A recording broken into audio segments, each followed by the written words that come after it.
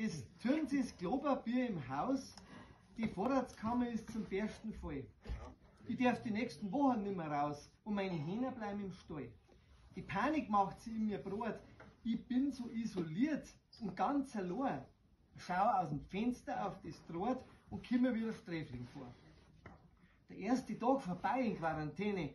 Ich glotz laufend in den Spiegel rein, stock auf meine Digitaldomäne, lock mich in sämtliche Systeme ein.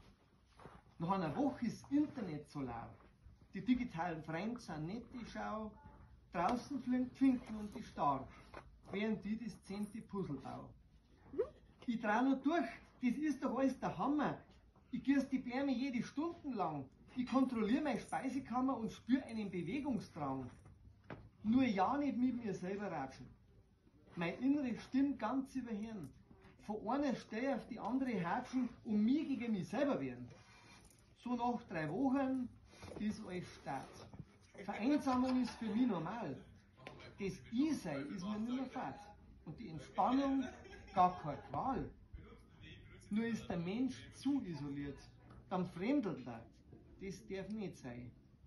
Hätte er sich halt auch infiziert, dann war die Sperrzeit jetzt vorbei.